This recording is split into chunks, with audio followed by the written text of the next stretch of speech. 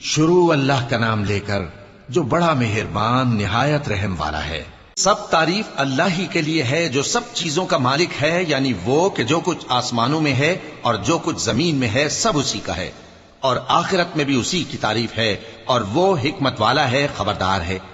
جو کچھ زمین میں داخل ہوتا ہے اور جو اس میں سے نکلتا ہے اور جو آسمان سے اترتا ہے اور جو اس پر چڑھتا ہے سب اس کو معلوم ہے، اور وہ مہربان ہے، بخشنے والا ہے۔ اور کافر کہتے ہیں کہ قیامت کی گھڑی ہم پر نہیں آئے گی۔ کہہ دو کیوں نہیں آئے گی؟ میرے پروردگار کی قسم وہ تم پر ضرور آ کر رہے گی۔ وہ پروردگار غیب کا جاننے والا ہے، ذرہ بھر چیز بھی اس سے پوشیدہ نہیں، نہ آسمانوں میں اور نہ زمین میں، اور کوئی چیز ذرے سے بھی چھوٹی یا بڑی نہیں مگر کتاب روشن میں لکھی ہوئی ہے، اس لیے کہ جو لوگ ایمان لائے اور عمل نیک کرتے رہے ان کو بدلہ دے۔